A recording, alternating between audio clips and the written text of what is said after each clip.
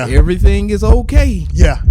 Unless we find out you put a what? A man inside the house. Yeah. Other things, groups that have been started now, if you look at it, if I can cause the confusion of what a man is. So that's why you see a lot of questions, a lot of people asking, well, what's a man? If I can cause some type of confusion, the enemy is the author of confusion. That's right. Yeah. And so now what I want to do is, if I can infiltrate the mind of, even distort the thought of what a man is, I can cause some type of confusion. And where there's confusion, there's division.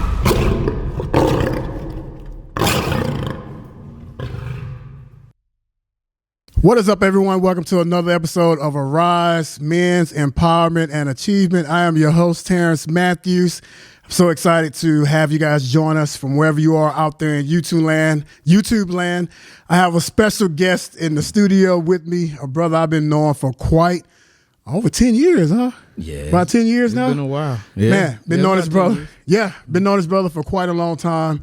I have none other than with me, Elder John Yelder Jr., John Yelder II, right? Is it the second or junior? Yeah. Junior. Junior? Okay. Yes, sir. Junior. John Yelder Jr. is in the studio with us today, man. One of my really good friends, a brother from another mother.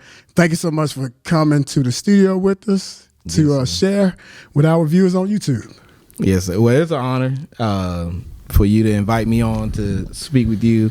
Right before we just came on, we said this is actually natural. Yeah, because we've talked so much over the years, especially when it comes to the Word of God and men, and taking our rightful place. So this is it's a natural thing for me. I'm honored to be on to encourage you, to also be encouraged, and then also our viewers that you have there. So thank you. Yeah, man, it's an honor to have you here. Real quick, bro, just go ahead on and tell the people how they connect with you, how they can follow you, where they can find you at. All right. Well, I'm on Facebook as John Yelder Jr. You can look me up on Facebook. As well, I'm on Instagram, Men Talk To _ Minister J. And then also I'm on YouTube. I have Men Talk To by Minister J. So you'll see the M, the T, and the number 2. So you can see me on YouTube as well. And then also be on the lookout, because what I have coming out is yeldermission.com. And it's actually my coaching, my mentoring, leadership coaching, development workshops that we're going to be doing in January. So up until that point, that's how you can reach me. And I hope to hear from you. Yeah. So look, follow this brother, connect with him on Facebook. Man, who knows where? I know this is gonna blow up, and this is going somewhere. So we want you to be a part of it. We want you to be a part of the community. I feel like eventually we're gonna have some meetups, and we're gonna have some coffee. Men's fellowship. All kinds of stuff that can blow up out of this. Me and John has been talking somewhat about this topic now for a long time. The series that we're doing right now, which is the battle for the mind, and I sent the information out to him. He took a look at the video, and immediately, from one of the previous videos I sent to him, and immediately John had told me, he's like, man, I want to be a part of it. Yeah. I want to be a part of it. So we're going to continue that. I guess we're going to continue the battle of the mind. But let me say this before we even get into it. What is it about that topic that resonated with you so much? Everything starts in the mind. And if you when we look at the Word of God and what He desires of us, and when we get an understanding of Him, it is He wants to have our mind. He wants to have our heart. And the enemy wants to pull that from us. And so if he can distract us, get us distracted, get our mind off of the things of God, then the enemy feels that he has a leg up. He feels that he's winning. That's why the Bible tells us to think on these things. And so it starts with that first, the way that we think. And so we can't allow the enemy to distract us, especially as men. Right. Especially as men, because the responsibilities that he has for us. And so it's very important. And when you sent me the outline, I immediately resonated with it to say, okay, yes, I want to be a part of this. Yeah, because the enemy can't stop nothing. But like you said, he can distract us. And, especially in today's world, there's so many different distractions that are out there that occupy not only men, but as the, world as a whole. But we know, the Bible talks about how if you bind up the strong man, you take the house. Yeah. So it's really designed specifically to really go after the men. Right. Because if you go after men, you pretty much have access to the entire house, everything that he holds responsible, that God has held him accountable for. It pretty much offsets everything. Right. Because you've taken, if you can take out the head, you've taken the order. You messed up the order. Yeah. And if you look at anything that's in society now, the first thing they want to try to take out or try to want to cause some type of distraction is the man. Yeah. Is the man. And we look at housing and how that's formed. Oh, and how you go into that. Yeah. Everything is okay. Yeah.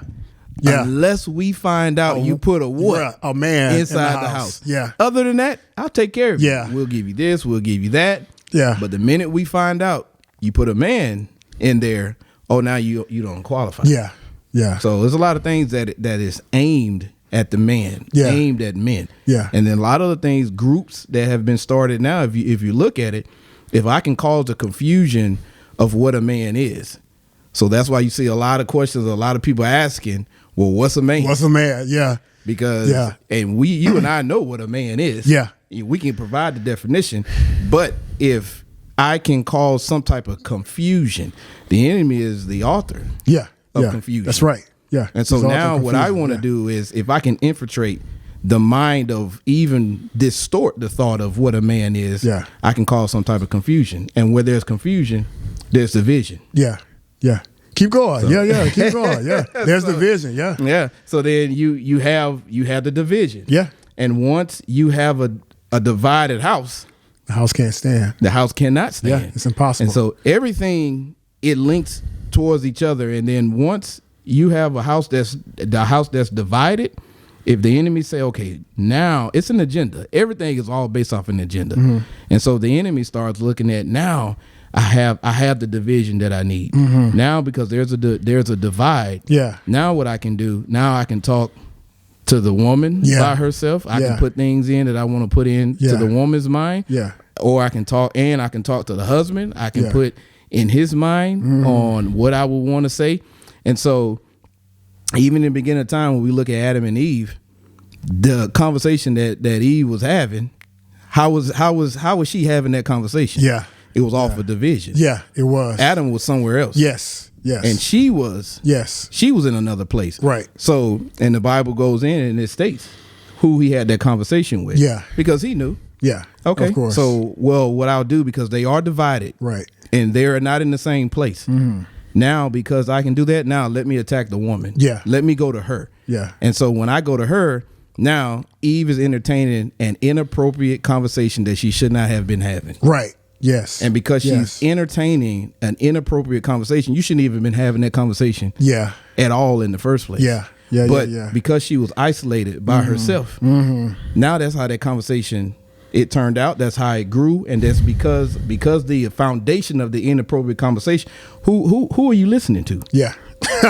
Who you listen to? Yeah. Who you listening to? Who you listen to, men or women? What you listen to? Why? Yeah. Why are you listening? Of course. To that conversation. That's right. So when we're looking at husband and wives, and I assume that's where we're going. Yeah. I even correlate that. When a husband and wife, what conversation are you entertaining when you're not around each other? Yeah. What conversation? Who are you talking to? Yeah. When you are not around each other? Yeah. Because that's very important. And when you begin to look at that, people say, "Oh no, it's not like that. It's not that important." Well, biblically, if you're basing your relationship biblically, and I have to make sure viewers, I'm talking biblically. Of course. If that's not your goal or desire, then I will understand whether maybe it's confusion or it may be some misinterpretation or some misunderstanding. Right. But as an elder, as an elder to elder, then we're talking biblically. So if you're looking at it biblically, then the conversation of husband and wife being divided, look at how the enemy was able to do that. And we're just talking about just in the beginning times. Yes. Yes. If there was a separation, then the enemy was able to have that conversation based off the separation. So I look at that also, Terrence. Proximity is very, very important. Yes. The proximity of husband and wife is mentally, physically, where's the proximity of both minds? Yeah. Because the proximity on where both partners are, you leave that room for the enemy to come in. Mm-hmm. And so on both sides, you have the husbands, because the enemy is now, I've caused a division, I've caused a separation. Now I'm able to get into the husband's mind, and I'm able to separate him and pull him away from the proximity of his wife. Yeah. Now what I'm able to do, because he's isolated and he's by himself, now I'm able to send anything that I want to send. Yes, sir. Yes, sir. To allow now attack his eyes, his mind, and his heart. Yes, sir. Because the proximity of where he is towards his wife is at a distance. Yes. And because it's at a distance, now the conversations can start happening. Yes. Same thing with the woman. Yeah.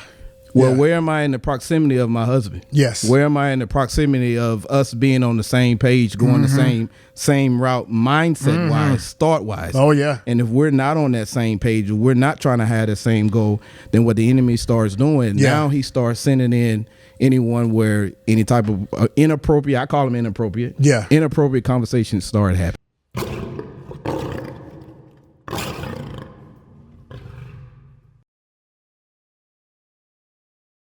I think a lot of people, when the Bible talks about how the enemy desires to sift us as wheat, they don't really understand how strategic he really is. They will tell us we're not going to always be at war. Our enemy, even, which is the devil, trust and believe, he's planning something because he is strategic. He has nothing but time.